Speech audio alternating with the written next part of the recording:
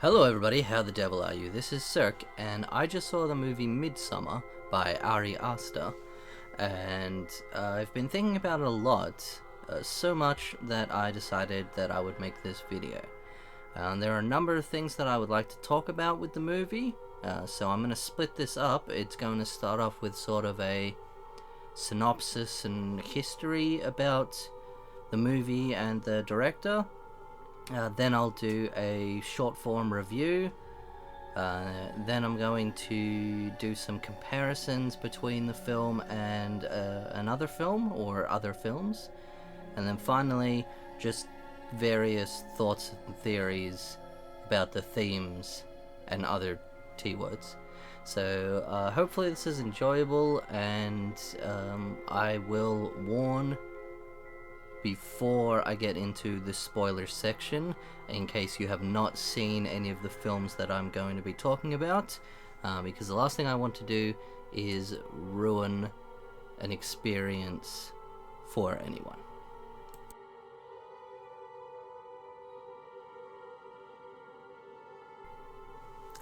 Okay, starting with the writer-director Ari Aster, or Ari Aster, I don't know how you pronounce it. He's an American filmmaker, and he is so far on his second film. Midsummer is his sophomore effort. The first film he made, or actually going back a bit further, he's been making short films since 2011. He has a number of them between 2011 and 2016. Then they disappeared for a little while because in 2018 he released Hereditary, which is his debut feature-length film. It was a horror film, but it was a horror film mixed with a family drama. So much so that the family drama really takes a lot of precedence in a lot of the scenes. And eventually all the elements sort of play in together and come to fruition in the finale. But it's an incredibly well-made film. It's one that I have enjoyed. I enjoyed thoroughly. I've only seen it once, but there are still a lot of elements that I think about with the film, which is generally what you want from a film.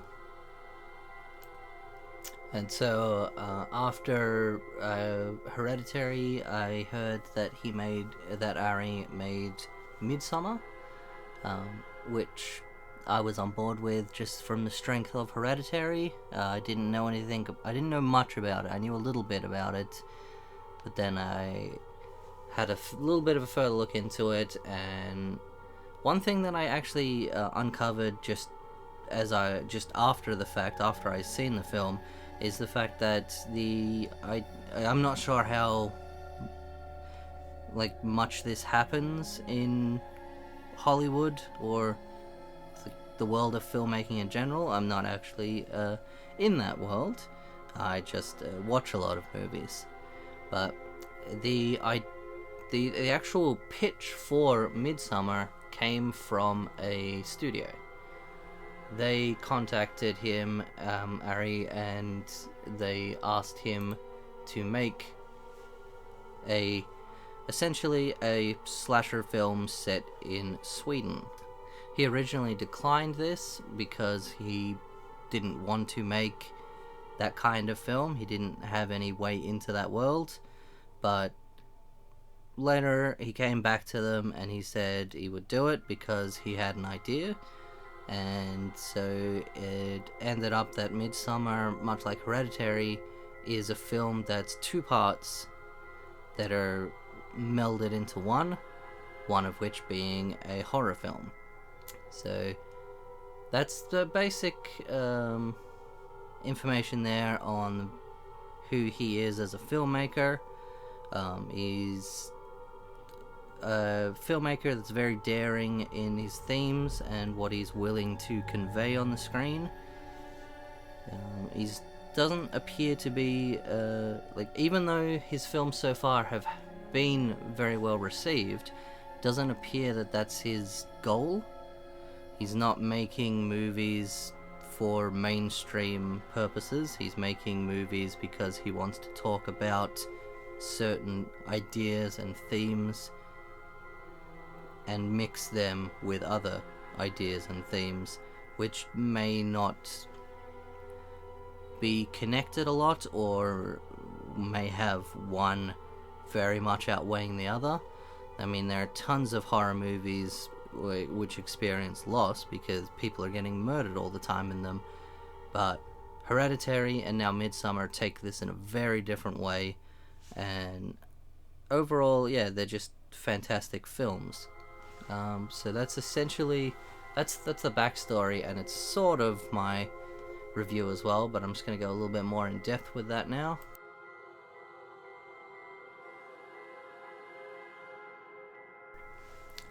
So Midsommar is a combination of a breakup film and a folk horror movie, which is a very interesting combination and not one that I've seen before, but it works very well. The dialogue is very... It's a mixture of being sort of like hard-hitting, serious stuff and a lot of humorous elements. Generally from Will Poulter's character. He's the so-called funny guy who makes crass jokes constantly, and a lot of the humor in the film comes from what a terrible person he is. But the writing for all of the characters is very strong. The performances are very natural. It does sort of get bogged down a little bit in terms of performances, with the fact that the movie takes a lot of aspects from like drug use and bad trips and stuff like that. So you do have a lot of characters who are not acting 100% naturally, but for the situation where they're in, it does come across as sort of like, well, that's why that's happening. I found the pacing of the film to be very, very well done. There's a lot of movies where, like, especially in the horror genre, you've got like the stinger opening, and then you've got your exposition and backstory, introducing of the characters. Then you've got a series of set pieces where people die, and then the film ends generally with the bad guy being defeated and then revealing that he's not actually dead, so he can come back in a sequel. The pacing of Midsommar is obviously not like that because it's not a regular horror movie. It does have a lot more going on. It's not a slasher film, so it has a very emotional, hard-hitting opening, and then you've got a lot of sort of mystery and intrigue, but there are enough major events that happen throughout the running time that it's always interesting. There's always something to experience in the film and to keep you engaged. The runtime is just over 2 hours, so it's an impressive feat to have the entirety of the runtime feel worthwhile. And then, other than performances, cast, story, and pacing, the aspects of the film that I enjoy the most, which also shared with Hereditary, are the sets and the camera work, as well as shot composition. He knows where to put the camera and how to make interesting. There's a lot of moving shots that he does, and there's always like a fluid camera movement.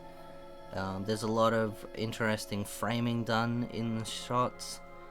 There's a lot of information out on the screen, especially in the later stages of Midsommar. There's a lot of interesting visuals that happen during the film that aren't really the focus, but they're there and they're happening.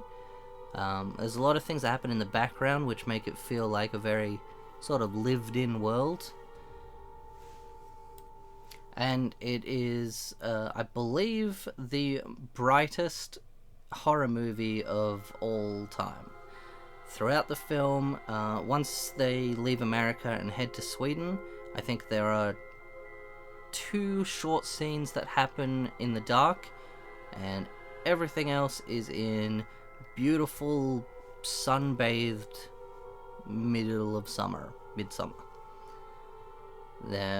The fields are like lush and green. The houses are very interestingly designed. They were actually created for the film. It's not a existing village that they found and said this would be perfect. They created the buildings based on the designs that they came up with to tell the story. And yeah, overall it's a very, very good looking film, both in terms of the setting and the visuals. Everything felt really sort of intricate, yet somehow also naturalistic. So it really comes across as a very well put together piece of cinema. If you are interested in watching it, you do have to know that it is a horror movie. There is a lot of overt, horrific things. There's a lot of nudity in the film, and there's drug use, so, don't bring little kids to it. Little kids probably wouldn't understand the themes of what's happening anyway, so there'd probably be a lot that they wouldn't understand. But if you have a strong enough stomach to handle bursts of violence and a mind that's open to experiment and to really just enjoy what you're seeing, then I would recommend checking the movie out, especially up in the cinemas if it's still playing. On the big screen, you get to see a lot of information all up there at once, and it's definitely an experience. There are a lot of movies where I come out of the movie and I go, that was great, I loved it, and then I don't think about it again for a while, or like somebody has to bring something up for me to go like, oh yeah, I saw that was fantastic. This is an experience because since I've finished watching it, I have been fairly consistently thinking about the film and trying to remember aspects and work out what was going on, and it's one that I think will stay with you if you're willing to let it.